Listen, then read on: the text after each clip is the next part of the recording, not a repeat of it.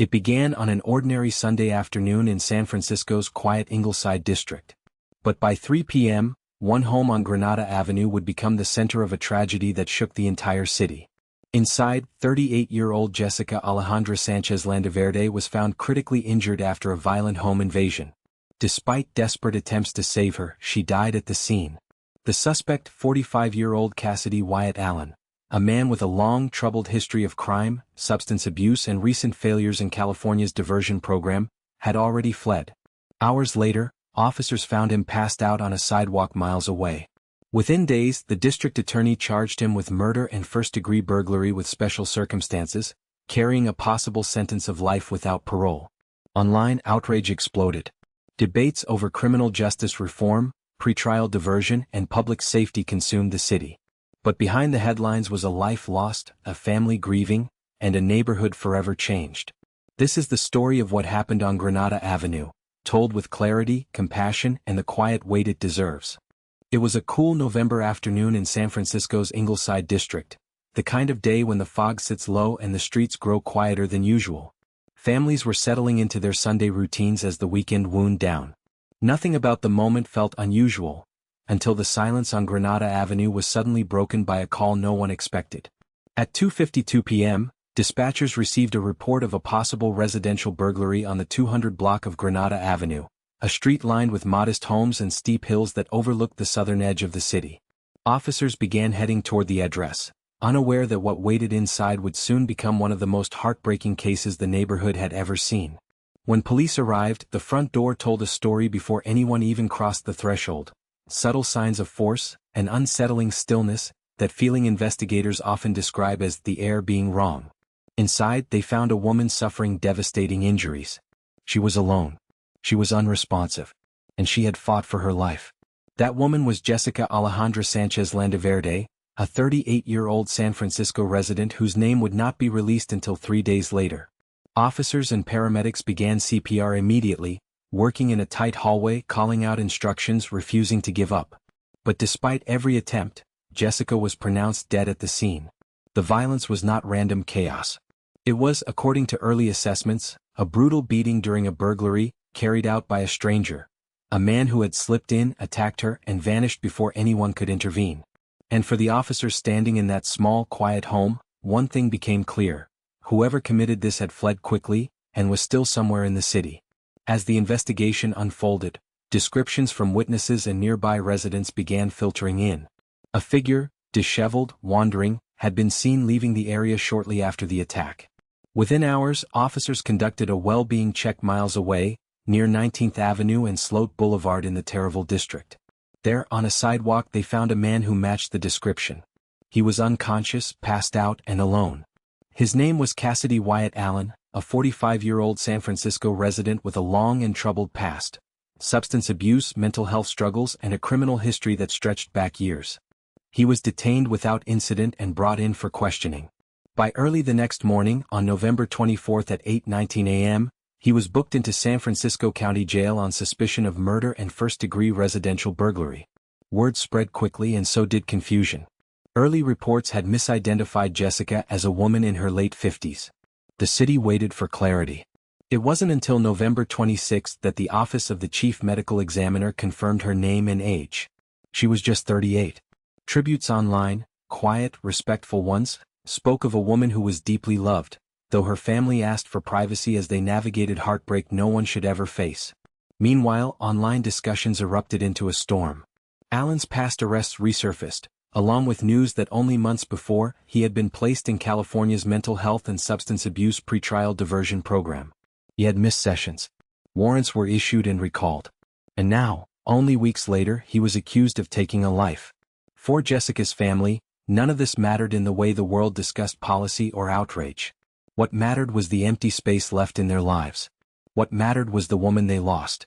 As investigators continued gathering forensic evidence, including fingerprints linking Allen to the home, a quiet weight settled over Granada Avenue.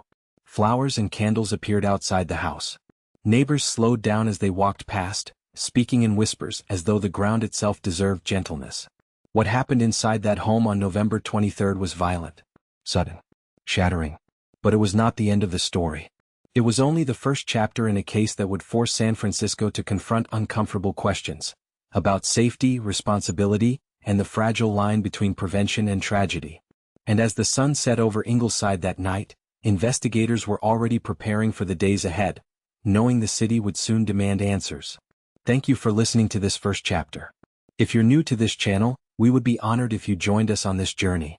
Your support helps us grow, tell these stories with dignity, and keep the memory of victims like Jessica alive. If you feel moved, please subscribe, share, and help us build this community together. The streets of San Francisco can be forgiving, but they do not forget. And neither did the investigators who began piecing together Cassidy Wyatt Allen's past.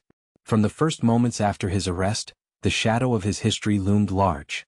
To anyone outside the system, he was simply a man accused of a horrific crime. But to those following the case closely, Allen was a pattern of warning signs. Missed opportunities, lapses in oversight, and a life entangled with both addiction and the law. Allen, 45, had long been known to authorities. His criminal record stretched back decades, covering arrests for robbery, battery, assault with a deadly weapon, elder abuse, and possession of burglary tools. It was a litany that read like a warning on paper. And yet, he had remained in the community, subject to interventions that, at times, had failed. Just months prior, around August 2025, a judge had placed him in California's mental health and substance abuse pretrial diversion program, a pathway intended to reduce recidivism through treatment rather than incarceration. But treatment demands consistency, a steady commitment. Allen had failed to comply. He missed sessions. Warrants were issued, then later recalled. Critics would later call it a ticking time bomb. And in the aftermath of Jessica's death, that phrase became a refrain across social media platforms and local forums, echoing frustration and grief in equal measure. For the homicide detectives assigned to the case, the first hours after the arrest were a delicate balance of procedural diligence and urgency. Every step had to be meticulously documented. Forensic teams combed the Granada Avenue home for evidence, fingerprints, signs of forced entry, and traces left in the small lived-in spaces Jessica had once called her own. Each piece was a testament to the violent interruption of an ordinary life, and each fingerprint told the silent story of an intruder who had crossed a line that could never be uncrossed. As Allen sat in his cell, the world outside was already forming narratives. X threads, Reddit discussions, and local news feeds buzzed with outrage, speculation, and analysis. Many focused on policy, on the diversion program that had once sought to prevent further crime but had seemingly failed. Others highlighted his prior arrests and the decisions of judges and parole boards. And somewhere in the midst of all this, the tragedy of Jessica's death threatened to be reduced to statistics or policy points. Yet, those who knew her remembered differently. Friends and neighbors described Jessica as kind, dependable, and quietly vibrant. Small gestures, checking on neighbors, offering smiles, lending a hand, formed the invisible threads of community that are rarely noticed until they are lost. It was these threads, fragile yet enduring, that investigators and reporters alike sought to honor as they covered the story. The timeline of events remained stark. The attack on November 23 had been swift, a brief window in which a stranger crossed into her life with deadly intent. Yet even within that short span, the consequences rippled outward, touching first responders, neighbors, and the city at large. In the days following, the San Francisco Police Department's homicide detail began constructing a meticulous chronology. Arrival times, witness statements, forensic observations, and digital traces from social media posts and neighborhood reports. Every detail mattered, every timestamp a piece of the puzzle. Meanwhile, public interest intensified. The district attorney, Brooke Jenkins, moved quickly to formalize charges against Allen. On November 26, he was charged with murder with special circumstances, an allegation that emphasized the murder occurred during a first-degree residential burglary, alongside first-degree residential burglary. In practical terms, this meant that, if convicted, Allen faced life without parole, a sentence that reflected both the severity of the crime and the calculated risk of entering someone's home with lethal intent. Despite the legal formalities, human grief persisted. The memorial on Granada Avenue quietly grew, candles flickering in the wind, flowers scattered on the sidewalk, notes written in ink and sentiment left by hands seeking solace. Strangers and neighbors alike contributed, a communal acknowledgement of loss, a physical manifestation of sorrow in a city that often feels indifferent. But even as investigators and the public wrestled with Allen's past, another truth lingered, a reminder that facts alone cannot measure the emotional weight of loss. The life interrupted, the laughter silenced, and the absence of a future for Jessica remained unquantifiable. And it was this absence, stark and undeniable, that shaped the tone of the investigation and the narrative that would follow in the coming weeks. A story not of mere policy failure, but of a human life taken, leaving ripples that could not be ignored. In the meantime, the streets of Ingleside held their breath. Windows were drawn, doors locked, and neighbors spoke in hushed tones about the home they once passed without notice. Each passerby felt the tension of proximity to something incomprehensible. A home invaded, a life ended, a man who had eluded intervention for far too long. And yet, the story was far from over. This chapter, built on history, evidence, and grief, set the stage for a deeper look into motive, circumstance, and the chain of events that led to that fateful November afternoon. What drove Allen to that house? How did the past collide with the present to produce such irreversible consequences? The answers, painstakingly sought by detectives, would slowly unfold in the days to come, shaping both the case and the city's conversation about justice, safety, and accountability. If you've been listening closely, we thank you for allowing these stories into your hearts. Your attention honors the victims and your presence strengthens this channel. Please consider subscribing, sharing, and joining our growing community of viewers who believe in telling these stories with care and dignity. Together, we preserve memory and demand truth. By the time the sun rose over San Francisco on November 24th, Cassidy Wyatt Allen was already behind bars. Yet, while the streets of the city appeared normal on the surface, a quiet tension had settled over neighborhoods, newsrooms, and social media feeds alike. People spoke in subdued tones about a tragedy that had struck the heart of the Ingleside district. A woman's life had been violently stolen, and the man accused, long familiar to law enforcement, was now facing the weight of the law.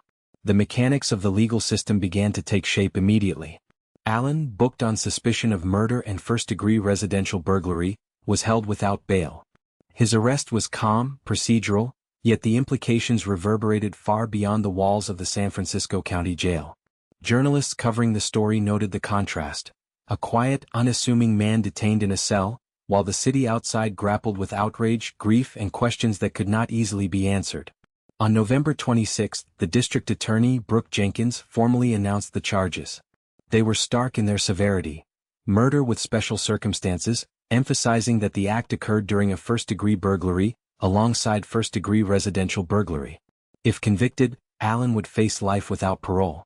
The announcement rippled through local news feeds, social media threads, and neighborhood discussions, intensifying scrutiny not only on Allen but on the policies that had intersected with his life in recent months. Public reaction was immediate and visceral. On X, formerly Twitter, hashtags such as #SFGranadaMurder and #DiversionFail surged, trending locally and sparking fierce debate. Residents questioned the effectiveness of California's mental health and substance abuse diversion programs, which had allowed Allen to remain free despite repeated failures to comply. Online commentators dissected court records, cited prior arrests, and debated judicial oversight, while others expressed heartfelt sorrow for Jessica Sanchez Landaverde and her family, whose loss had now become a focal point for a city in mourning. Yet amid the chatter, the human cost remained painfully clear. Jessica's family, still reeling from their sudden loss, had not released personal statements, respecting their privacy even as their tragedy became a public event. Small memorials appeared at the home on Granada Avenue, candles flickering in the wind, flowers arranged with care, handwritten notes whispering words of love and remembrance. Each token was a quiet rebellion against the violence that had struck their world, a reminder that while the law pursued justice, grief would not be rushed or quantified. Inside the courthouse, Allen's arraignment proceeded on November 26 at 1:30 p.m. in Department 19 of the Hall of Justice. Cameras captured a man subdued, sometimes unresponsive, his past arrests and personal history casting long shadows over the proceedings. Journalists noted the procedural calm, the careful reading of charges, and the formalities that seemed almost inadequate against the backdrop of public anguish. Though the court's walls were closed to the family and neighborhood residents, the city outside was listening, every detail, every update amplified by social media, leaving the public to assemble its own picture of events and consequences. The controversy surrounding Allen's background only heightened the intensity. His failures in the pretrial diversion program became symbolic to many, a policy debate crystallized in one person's history. Critics pointed to the missed appointments, the recalled warrants, and the unmonitored risk that had allowed a man with a violent record to remain in the community. In online forums, debates spilled over into politics, questioning judicial decisions, city leadership, and broader statewide policies. Users expressed outrage and sorrow in equal measure, their comments underscoring a deep frustration that prevention had, in this case, faltered. Yet, even amid anger and criticism, there were reminders of humanity. Some commentators urged empathy for Allen's struggles with mental health and addiction, emphasizing the complexity of interventions and the failures of societal support systems. Others, quietly and firmly, demanded accountability, for Allen, for the diversion programs, and for the systems that had intersected in ways both tragic and preventable. In that tension, the push and pull of understanding versus justice, the city collectively wrestled with questions without simple answers. As the day faded into evening, the city seemed suspended between two realities. The law had moved with deliberate pace. Investigators had documented every angle. And yet, the emotional truth remained raw. A woman's life had ended violently, leaving ripples through her family, friends, and the community. The memorials on Granada Avenue glowed gently in the fading light, a solemn contrast to the outrage playing out in newsrooms, social media feeds, and courthouse corridors. In that space, between procedural clarity and human grief, the story of November 23 was far from complete. Questions still lingered. What drove Allen to that home? How had systemic failures intersected with personal choices to create a moment of irreparable loss? And perhaps most hauntingly, could justice ever fully reconcile the enormity of the absence left behind? The city watched, waited, and debated. Each article, each social media post, each whispered conversation among neighbors was a thread in the fabric of collective grief, fear, and reflection. And through it all, the life of Jessica Sanchez Landaverde, the woman whose presence had once filled that home, remained the quiet center, unmissable, unreplaceable. Thank you for joining us through this chapter. Your attention honors Jessica's memory, your presence respects the families who have suffered, and your support helps us grow this channel to tell these stories with care and dignity. If you felt moved, please subscribe, share, and help build a community that values truth, empathy, and remembrance. Together we ensure these stories are never forgotten. Granada Avenue had returned, in part, to its quiet rhythm. Leaves drifted across sidewalks. Mailboxes bore their usual dents from the past. But beneath that calm, investigators were unraveling a story written in shadows, fingerprints, and subtle disturbances. A story that spoke of violence, intent, and the fragility of human life. The San Francisco Police Department's homicide detail moved with methodical precision. They documented every inch of Jessica Sanchez Landaverde's home, noting the smallest details. A scuffed doorframe suggesting forced entry, a toppled chair that hinted at struggle, smudges on walls that carried a story of confrontation. Forensic technicians photographed, bagged, and cataloged every trace. Even the faintest fingerprint could illuminate a crucial sequence, a piece of a puzzle that demanded careful, deliberate attention. Fingerprints, in particular, became a silent witness. Trained eyes detected prints on doorknobs, kitchen surfaces, and personal items, each one a clue pointing back to the intruder.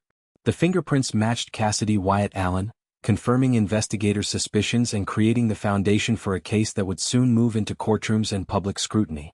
DNA swabs, careful sketches, and detailed notes formed a map of the violence that had erupted in a home that had been, moments earlier, ordinary.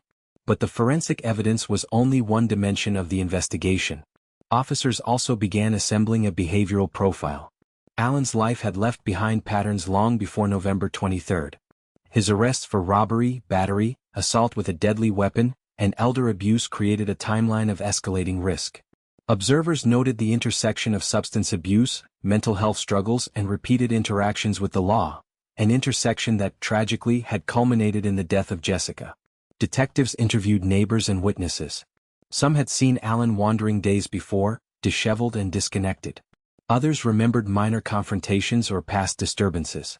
Each account painted a portrait of a man at odds with the community and himself, a man whose trajectory had been shaped by failures in oversight, intervention, and perhaps even opportunity. In parallel, the investigation touched on digital evidence. Social media posts, neighborhood alerts, and electronic communications helped reconstruct Allen's movements.